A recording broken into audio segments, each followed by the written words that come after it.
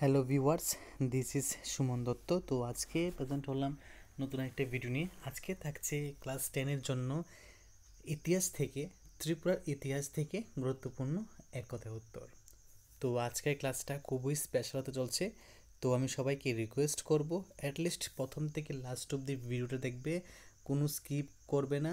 কারণ স্কিপ করলে কি হয়, যেই টপিকগুলা পড়াতে আমি অন্য একটা টপিক তোমার সাথে শেয়ার করছি বা আলোচনা করছি, ওইটা তোমরা বুঝতে পারবে না। হয় এটা পড়ার কাজে বা হয়তো লাইফের অন্য কোনো কাজে এটা আসবে। তার জন্য বলছি স্কিপ করবে না। আর এটা আমাদের আমার কাছে রিকোয়েস্ট থাকবে, বাকি তোমাদের ইচ্ছা স্ক্রল করে নাও, সমস্যা নেই। তো ত্রিপুরার ইতিহাস, এখান থেকে একের মান আসবে একটা আর এমসিকিউ আসবে একটা, মানে শুধু একের মান দুইটা আসবে, 2 নাম্বার। 2 নাম্বারের জন্য আমাদেরকে আজকে থেকেই প্রিপেয়ার হতে হবে। যদি আজকে থেকে প্রিপেয়ার হই, অবশ্যই আমরা পরবর্তীতে কি হব, খুব সহজে এটা ক্র্যাক করতে পারবো। ত্রিপুরার আয়তন কত? 10,451 10,451.16 বর্গকিমি। ত্রিপুরা ভারতের তৃতীয়তম ক্ষুদ্র রাজ্য। ত্রিপুরা 3 দিকে আছে বাংলাদেশ, কোন দিকে আছে? উত্তর দিকে আছে, দক্ষিণ দিকে আছে, পশ্চিম দিকে আছে।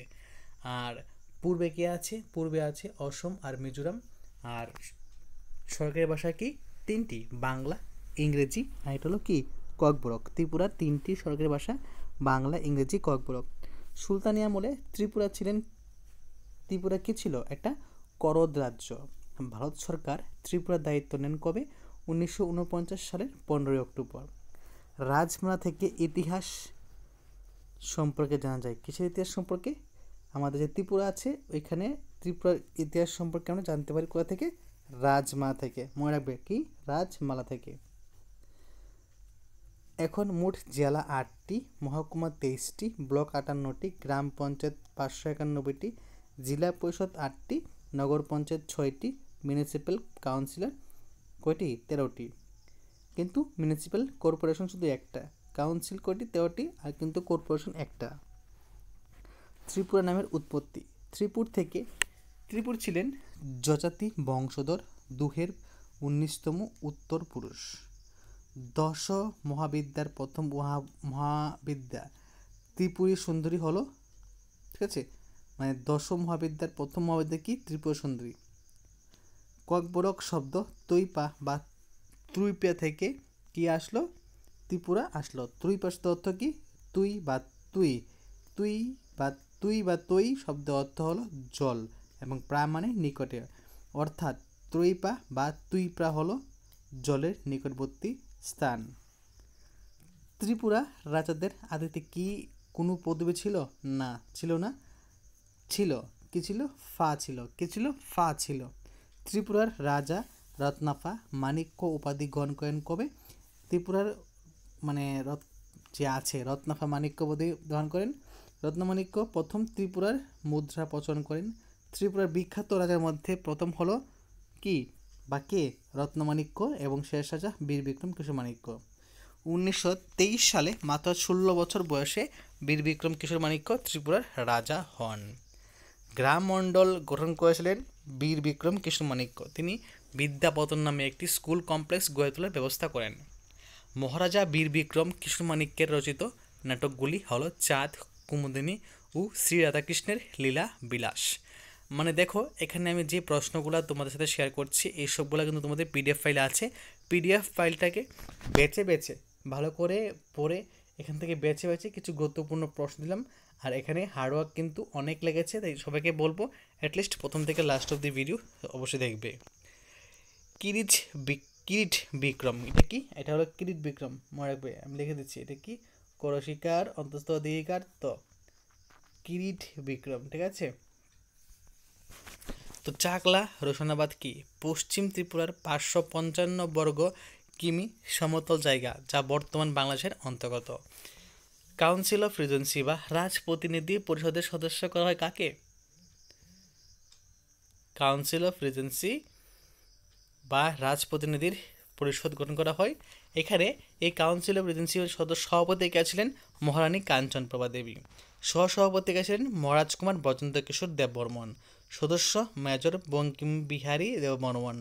সদস্য সত্যব্রত মুখোপাধ্যায়। রাজপ্রতিনিধি পরিষদ গঠন করা হয় ত্রিপুরার শাসন ব্যবস্থা পরিচালনার জন্য। 1946 সালে ত্রিপুরার রাজ্য প্রজামণ্ডল পাকিস্তান আক্রমণ বিরুদ্ধে এক সহস্র প্রতিরোধ বাহিনী গড়ে তোলেন। ত্রিপুরা ভারতবর্ষের সময় ভারতের স্বরাষ্ট্র মন্ত্রী কে ছিলেন? সর্দার বল্লভভাই প্যাটেল। 1947 সালে 20 ডিসেম্বর অবনী ঘোষ চট্টোপাধ্যায় অবনী ভূষণ চট্টোপাধ্যায় ত্রিপুরা রাজ্যের দেওয়ান হয়ে আসেন কবে? 1947 সালে 20 ডিসেম্বর। কাউন্সিল অফ রিজেন্সি ভেঙে দেওয়া হয় 1948 সালে 12 জানুয়ারি।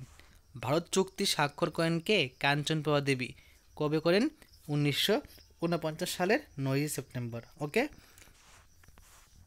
ভারত সরকার আনুষ্ঠানিকভাবে 1949 সালে 15 অক্টোবর ত্রিপুরা রাজ্যের শাসনভার গ্রহণ করেন। ঠিক আছে।